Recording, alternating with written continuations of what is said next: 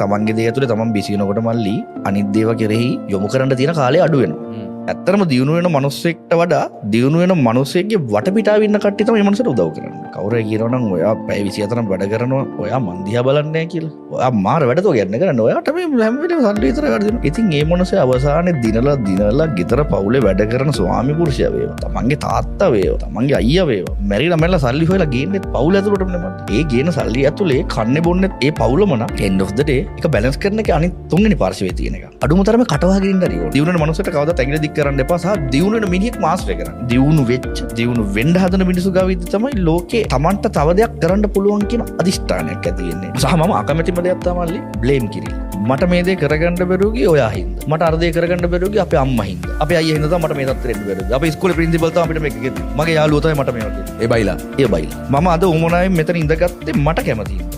මම තව සතියක උඹට කෝල් කරලා කියන්න බෑ මල්ලි අර ඉන්ටර්විව් එකේ ගිය දේවල් කපෝ අයින් කරපම් උඹ මගුලක් කෙරුවේ කියලා. මම නිඳ ගත්තේ බං. මම දැන් වග කියන්න බෑ මේකට. තමන්ගේ ජීවිතේ වගකීම තමා සතුයි. මේ මොහොත නිර්මාණය කරුවේ උඹ නෙමෙයි. ඉතින් මේ නිර්මාණය ඇතුලේ මමත් දැන් හවුල්කාරයෙක්. මම වග කියන්න ඕන.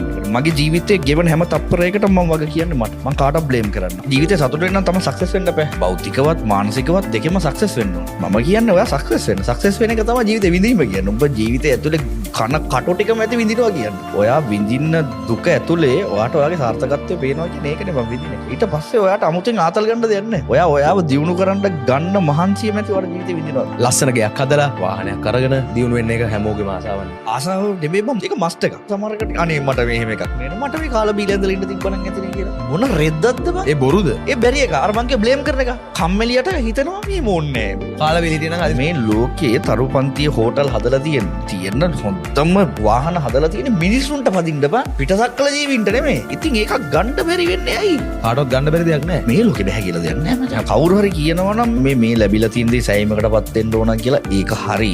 තමා ළඟ තියෙන දේ තමන් සෑයීමකටපත් වෙ යුතුයි. හැබැයි තමන්ගේ කැපැසිටි එක දැනත් වැඩ නොකර ඉන්න මහා ගොප්පයෝ. සමහර කට්ටියගේ ජීවිතේ ප්ලෑන් එකක් තියෙනවා අවසාන මොහොතේදී අපි සතුටින් ඉන්න ඕනේ කියලා. මගේ අවසාන මොහොත දැන් මම දන්නේ නැහැ නේ බං. ඔබ දන්නවද? ඒතර මම විශ්වාස කරනවා මගේ අවසාන මොහොත මේ ගෙවෙන මොහොතත් හරි විය හැකියි කියලා. හැබැයි එතකොට මම මේ මොහොත සතුටින්. අපේ අන්තිම කාලේ කියලා විශ්වාස කරනවා ඒ ටිකක් තව අවුරුදු ගාණක් වයසට ගියාම නේ බං. ඒ කාලේ ජීවත් වෙන්න සල්ලි ටිකක් ඕන කියලා කියන්නේ මං අහන්නේ වයසට ගියාම ජීවත් වෙන්න සල්ලි මොකටද? ඔබ ලෙඩ ඇඳේ ඉඳලා මොකටද බං උඹට සල්ලි මොන මගුලක් කරන්නේ? ඒ කියන්නේ ඔයාට දරුවන්ට බෙදලා දෙන්න තියෙනවා ඒ ටික බෙදලා දෙන්න. තමන්ගේ සාර්ථකත්වය තමන්ට අවුරුදු 25 35 විතර වෙද්දි අත්දකින්න බැරි නම් ඒක පව් බං අපේ ආත්මයට කරන.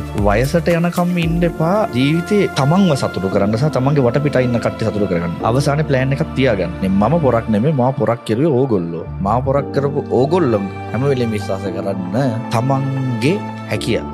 තමන්ගේ ඇතුලේ තියෙන ශක්තිය. තමන්ගේ හැකියාව තමන්ගේ ශක්තිය විශ්වාස කරන්න පොරක් වෙනවම හැම වෙලාවෙම තමන්ට කරන්න පුළුවන් කියන එක.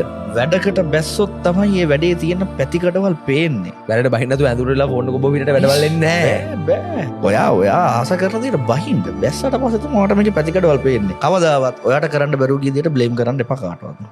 වැඩේ කරගෙන යන්න.